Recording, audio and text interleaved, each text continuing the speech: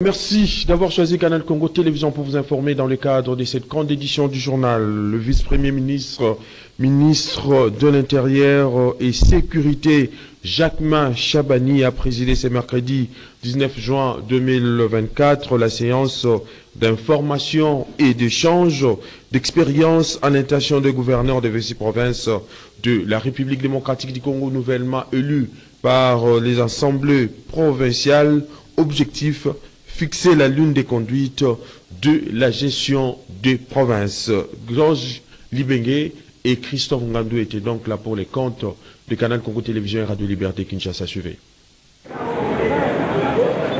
C'est envie de donner des orientations à ces gouverneurs et vice-gouverneurs des 26 provinces nouvellement élus, qui est le vice-premier ministre et ministre de l'Intérieur et de la Sécurité, Jacquemain Chabani, a présidé cette cérémonie de formation et d'échange d'expérience. Occasion pour les patrons de la territoriale de fixer la ligne de conduite de la gestion des provinces à tous les gouverneurs qui doivent travailler dans le respect de la vision du chef de l'État, Félix Antoine Tshisekedi Tshilombo.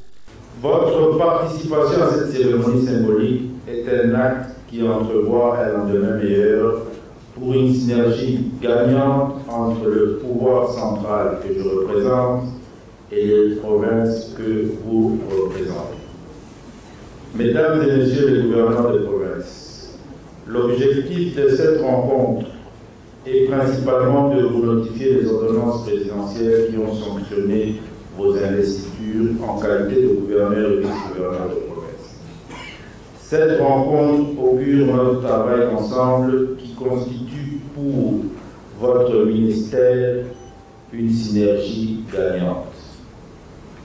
Notre journée d'échange s'inscrit secondairement dans une volonté de partage et d'échange d'expériences, en revisitant les difficultés rencontrées au cours des précédentes mandatures dans la gestion et la gouvernance de nos provinces.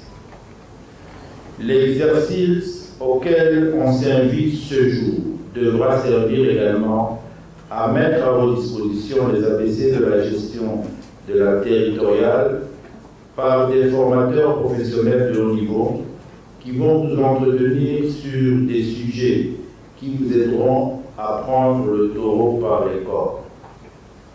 D'autres sessions de formation interviendront dans un avenir relativement court, et ce, avec l'ensemble de vos collègues gouverneurs élus. C'est donc qu'après cette rencontre de routine, tous les gouverneurs des 26 provinces de la République démocratique du Congo ont reçu des notifications pour se mettre au travail. L'insécurité grandissante dans la ville-province de Kinshasa, le député provincial élu d'Engaba, mon plaisir Bolokole, a au cours de la séance plénière de ce mercredi 19 juin 2024 initié une motion d'information sur l'insécurité dans la capitale et les conséquences, voulais-je dire, de la consommation de jus plastique. Christophe Ngandou et Georges Libengue, encore une fois de plus. Au cours de cette plénière de l'Assemblée provinciale de Kinshasa, axée essentiellement sur l'interpellation par l'organe délibérant de la capitale du directeur général de la Direction générale des recettes de Kinshasa DGRK, les députés provinciaux élus de la commune d'Engaba, mon plaisir Bolokole, a pris la parole pour une motion d'information concernant la situation de l'insécurité dans la capitale congolaise, plus précisément dans sa circonscription électorale. Occasion pour lui de solliciter l'implication des autorités compétentes. Monsieur le Président, honorables députés, chers collègues, nous sommes la première institution de la ville et la situation sécuritaire dans la ville-province de Kinshasa devient de plus en plus inquiétante.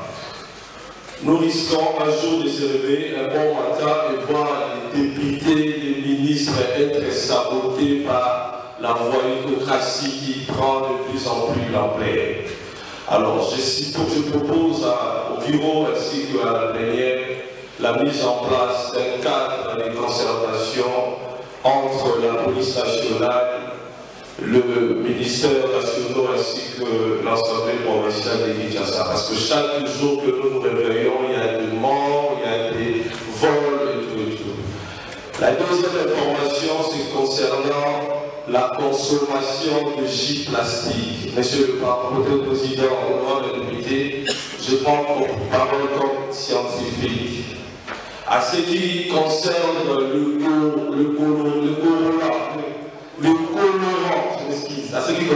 colorant, c'est une matière cancérigène. Mais la façon dont on vend ce produit au quinoa fait en sorte qu'on est en train de constater de jour au jour les taux élevés de ce qu'on appelle la maladie qu'on appelle le cancer. Selon que ces derniers temps, dans la ville-province de Kinshasa, plusieurs cas d'insécurité sont enregistrés dans les différentes communes de la capitale. Dans un autre chapitre, le représentant du mouvement Réveil des personnes vivant avec handicap de la République démocratique du Congo ont été reçus en audience par la ministre déléguée en charge des personnes vivant avec handicap et autres personnes vulnérables. Au menu de leurs entretiens, entre autres, la loi organique numéro 22/003 du 3 mai 2022 portant protection et promotion des personnes, des droits des personnes plutôt vivant avec handicap. Gisèle Olivier Toko était là pour les comptes de Canal Congo Télévision et Radio Liberté Kinshasa. Suivez. L'évolution de la mise en place du secrétariat général et des mesures d'application de la loi organique numéro 22/003 du 3 mai 2022 portant protection et promotion de droits de la personne avec handicap était au menu des entretiens entre les représentants du mouvement Réveil de personnes vivant avec handicap de la RDC et la ministre déléguée en charge des personnes vivant avec handicap et autres personnes vulnérables. Pour sa part, la patronne des PVH-APV, Maître Irène Sambodiata, après réaction à leurs préoccupations, les a appelés à l'apaisement et à la confiance au gouvernement représenté par leur ministère de tutelle qui travaille selon les assignations de l'exécutif central, tenant compte de la transversalité et des besoins spécifiques de tout le monde, les leurs ainsi que celles d'autres associations y compris. Cette législature ici, ces régimes ici, nous avons une femme à la tête, Maman Judith. Vous savez, quand vous avez une femme, c'est la rigueur. Parce que nous tous, nous avons des défis. Moi qui vous parle là, j'ai le défi d'être une femme. Moi, c'est à Roussalani. J'ai le défi d'être une personne avec handicap, handicapée à Roussalani. Elle aussi, comme elle est maintenant la toute première femme, première ministre, elle aime la rigueur. Parce que nous sommes dans des réflexions, nous sommes sur terrain, nous sommes, à tout moment, on doit savoir qu'est-ce que tel ministre elle a fait, qu'est-ce que tel ministre elle a fait. Mais on va travailler ensemble. Alors moi, je vous appelle à la retenue, et comme je l'ai dit, il n'y a pas de conflit. Moi, on ne m'a pas nommé pour gérer des conflits. Moi, on m'a nommé pour trouver des solutions. Et je suis là pour trouver des solutions.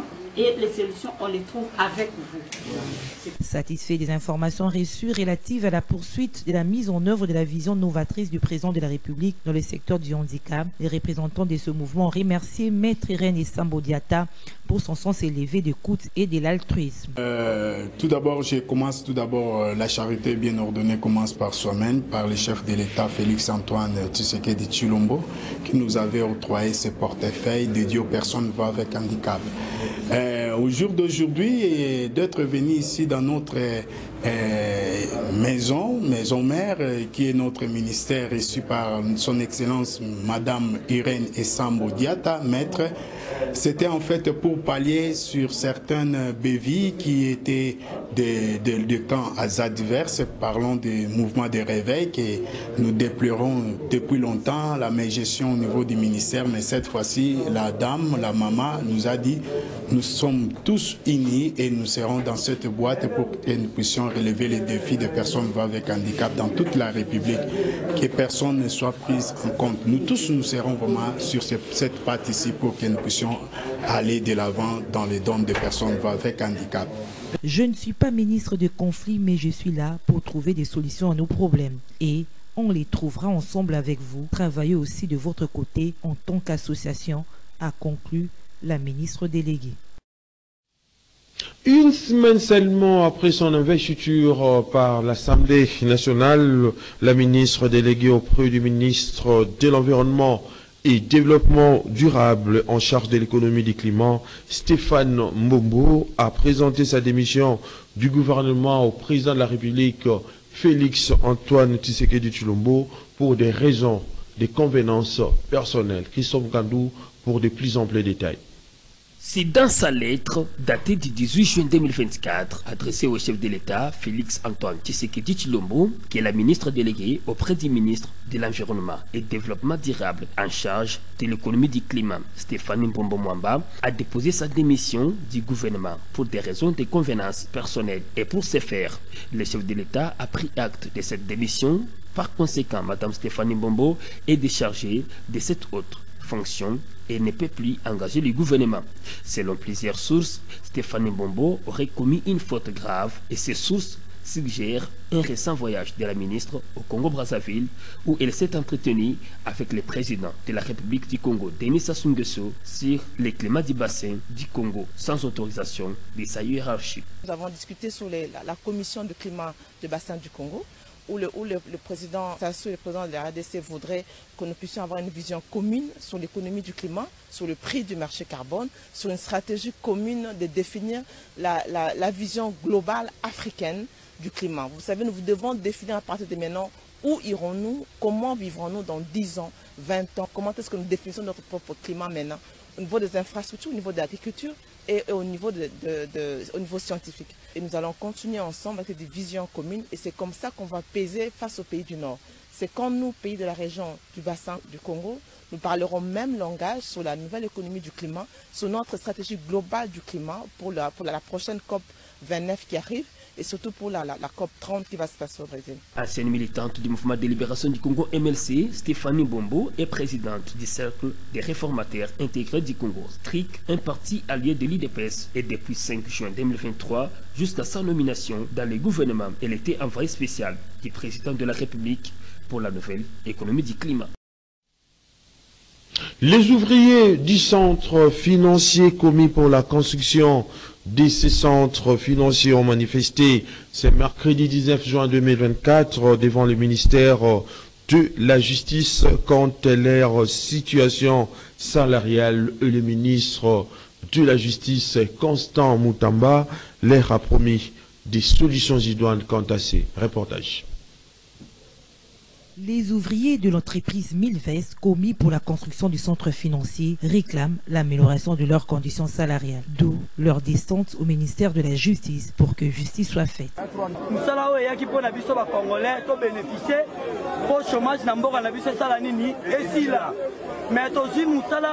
Chef de l'État a fait biso ba congolais to sa musala mais ba dirige ba dirige biso ba komi koko sa biso banda to sa musala awa to za le loko moko to bénéficier la ngote to zwaka te ba sala ba pesa biso te ebité moi o bosi 100 moi na bosi 200 et ebanité mais ba ça biso musala de lundi au lundi les promos 30 to za na férié te to sala musala bango ba to ba prime ya ba $300 ba prime na ba $300 ne ba futi la biso ba salaire mais biso ba ki salaire to za ba $800 ba $900 to zo kango te musalia ba une année 3 mois ba une année ba 10 na tout justement le bon papa nous dara ba journal mais ba journal ko to sala ba papa donc on m'a dit ba 2 mois un journalier 2 mois 3 mois ba futi te papa biso ba na yo musali ba 200 une année ni engagement vous êtes notre protecteur des bons citoyens des administrateurs avec la barrage sans salaire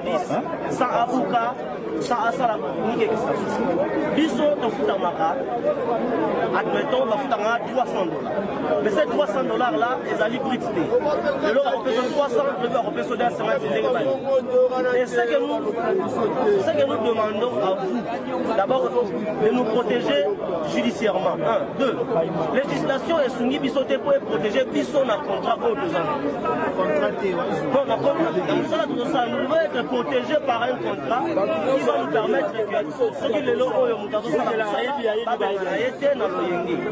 Informé, le ministre de la Justice et garde de Sceaux, Constant Moutamba, est descendu pour s'imprégner de leurs désirata, d'où promet-il des solutions idoines. Pour rétablir l'état de droit. mokonzi ya mboka alobelaki biso ete état de droit elakisi kotosa mibeko ya mboka. mokonzi ya mboka akoki soki moke te kosepela ete bakongolais bazala maltraité. sali mosala na yo esengeli bafuta bazoconvoke immédiatement baresponsable ya entreprise oyo ekosalisa misala toyokani.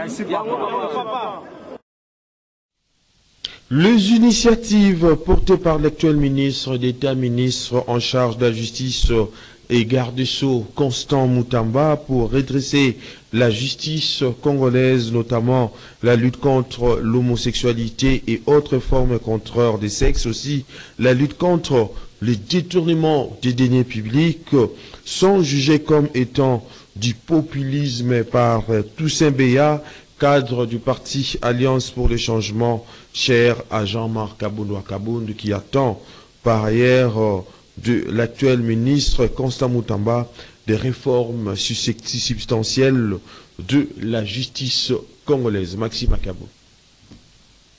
Je pense que le ministre Constant Moutamba veut placer le bœuf avant le chari, alors que ce ministre devait d'abord se poser des questions.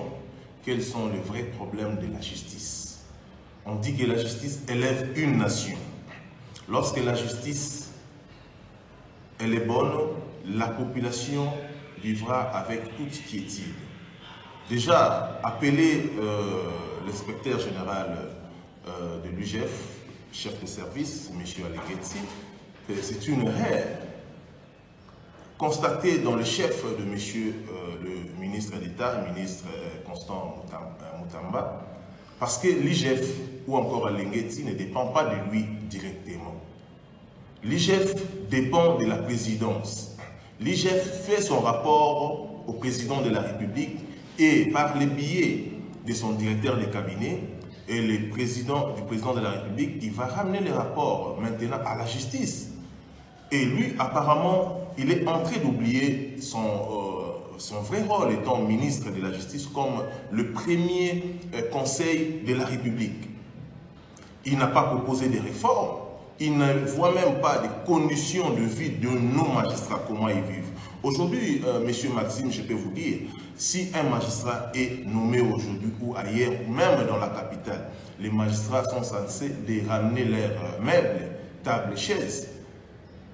Il doit d'abord raisonner comment arranger la vie sociale de nos magistrats.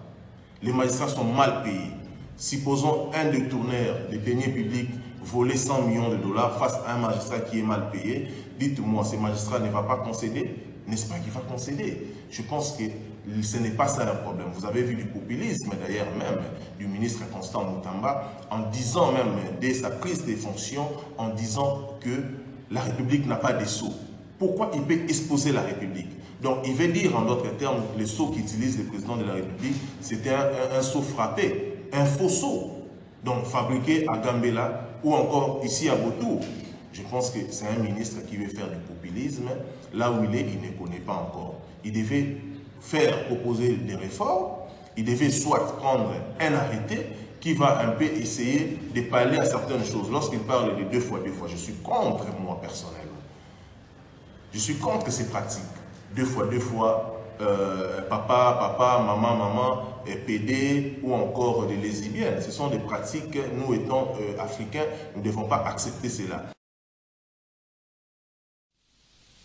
Poursuivi par la justice militaire pour participation à un mouvement insurrectionnel, l'ancien ministre des Ressources hydrauliques et électricité au sein du gouvernement Ilunga Ilukamba a été acquitté par la justice militaire. Autre précision dans ces reportages. Suivez. Ancien vice-ministre des Ressources hydrauliques et électricité au sein du gouvernement Ilunga Ilukamba, Papi Pongo a été acquitté par la justice militaire. L'ancien président de la Ligue des jeunes du PPRD était arrêté le 27 décembre 2023 dans le Haut-Katanga et transféré à Kinshasa. Il était poursuivi par la justice militaire pour participation à un mouvement insurrectionnel alors qu'il s'est rendu en vacances en Zambie. À la question de savoir si le prévenu Punguluamba Papi et Numbi Koulou Christian sont coupables de l'infraction mise à leur charge. À la majorité de voix de membres, par scrutin secret, la Cour militaire déclare le prévenu non coupable pour cette prévention et par conséquent l'en acquitte et les renvoie de fin de toute poursuite sans frais. Mais le frais en charge du trésor public ordonne leur libération immédiate. Pour le même fait, Papi Pungu était poursuivi avec Christian Nombi, l'époux de l'ancienne ministre Néné Koulou. Les deux personnalités sont donc désormais acquittées et libres de leur mouvement. Le 19 juin de chaque année, c'est la journée mondiale de lutte contre la drépanocytose, une maladie du sang génétique et invisible qui touche en majorité les populations des Antilles et de l'Afrique subsaharienne. Très répandue, la drépanocytose concerne, selon les données de l'Organisation mondiale de la santé, 300 000 naissances par an dans le monde. Autre précision dans ces papiers commentaires signés Gisèle Olivier Toko.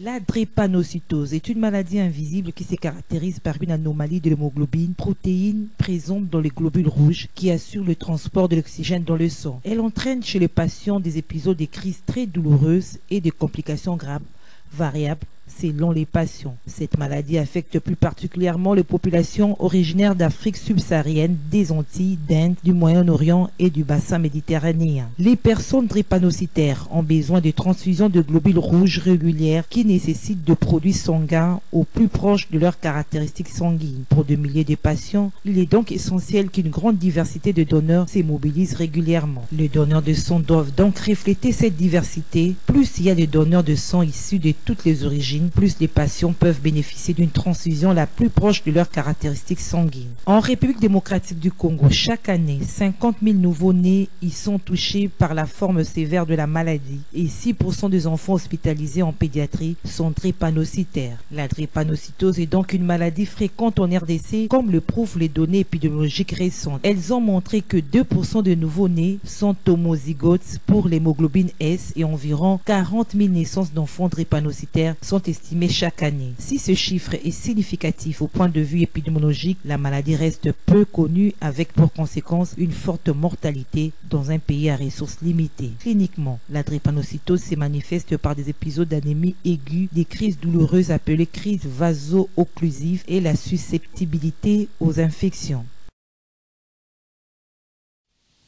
Suivez à présent les témoignages de quelques parents d'enfants drépanocytaires. Ils prodiguent quelques conseils pour faire face à cette maladie et l'éviter. Leurs propos ont été recueillis ici par Gisèle Olivier Toko. Elle avait 2 ans, je crois, c'est en 2013. Elle est née en 2011. C'est en 2013 qu'on a posé le diagnostic. Elle était très souvent malade parce que je travaillais dans une entreprise où il y avait quand même un grand hôpital et les médecins, il y avait des médecins. Et très souvent, chaque semaine, elle tombait malade. Et finalement, il y a un médecin qu'on appelait qui n'était pas de notre entreprise, qui était chargé des enfants, un pédiatre. Alors, comme l'enfant souffrait beaucoup, il n'a pas pu détecter la drépanocytose. Il m'a parlé de malnutrition. J'étais choqué parce que j'ai des enfants forts, tout ça. Et malnutrition, on se regardait avec ma femme. Alors, et puis on nous a envoyé à mon collègue en ce moment-là. C'est à mon collègue qu'on a découvert que l'enfant était drépano. C'était difficile, hein,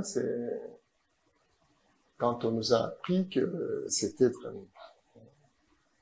On a eu un peu peur, on a dit, mais qu'est-ce qu'il y a? Est-ce qu'on va perdre l'enfant, tout ça? Mais les docteurs nous sont calmés, ils ont dit, non, ça va aller. Et finalement, parce que au début, quand la maladie a commencé, une fille de 2 ans qui grince les dents, vous êtes à l'extérieur, vous sentez que l'enfant a mal. Et je pleurais avec l'enfant. Je pleurais. Quand je dis pleurer, c'est-à-dire que j'avais des larmes. Voir ma fille qui me regarde, dit, mais c'est comme un regard interrogateur qui dit, mais papa, tu me regardes souffrir, tu ne fais rien. Et ça me faisait très mal. Heureusement qu'après un moment, mon collègue nous a pris en charge, il y a eu un médicament, elle est maintenant sous Hydrea. Tant toapenaki kaya nemi esalaki pasi po komona mwana nde akoli mbala moto yomona kaya nemi esalaki pasi nga aza moto nabalaki mais avant mariage n'avait pas fait des examens fota na yo prenait kaya esalaki pasi nde toyei koarrêter mariage nde toarrêter mariage azalaki na 8 mois nde toarrêtaki po ye aye kobasino aye komalfaisait 5 ans mais oyo liboso lokola toyebaki nde toarrêtaki lui il était encore bébé. Oui, moi, je dois arrêter. Mais tant qu'on a mon rôle à maman, et on a une réaction, il fallait une passe sur la moto.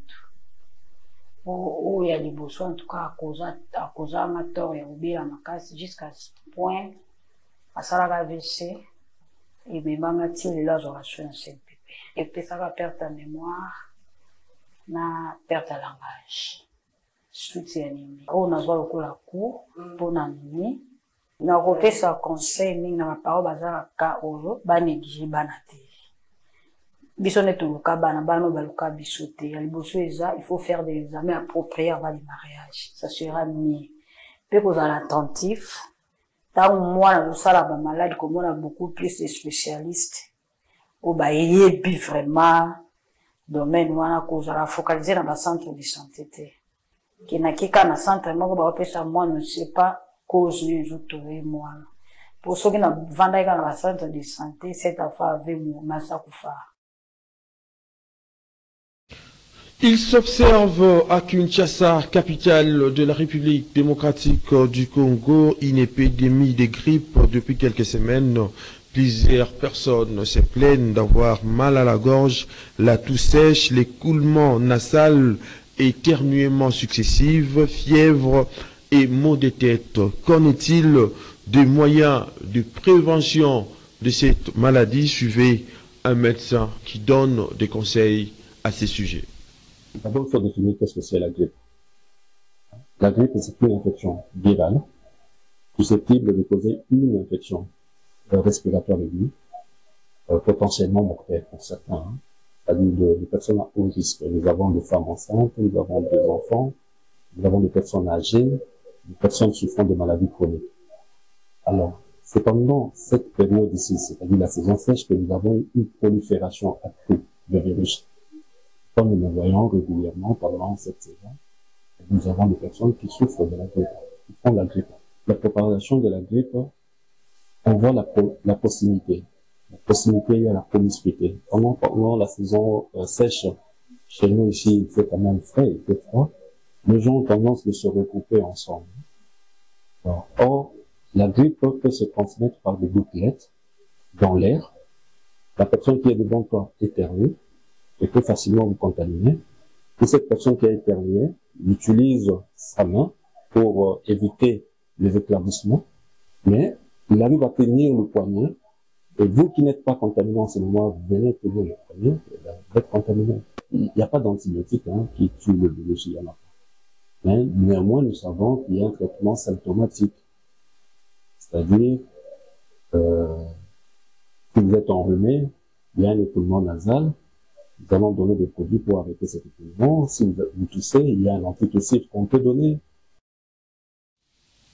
Et puis, le président de la République d'Afrique du Sud, Cyril Ramaphosa, a prêté serment ce mercredi 19 juin plutôt 2024, pour son deuxième mandat.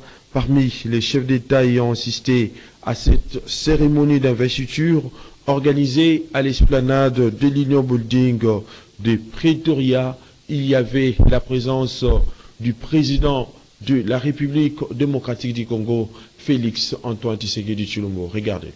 Devant ce père africain, des représentants des chefs et des milliers de militants de l'ANC, le président Cyril Ramaphosa a promis le début d'une nouvelle ère pour l'Afrique du Sud.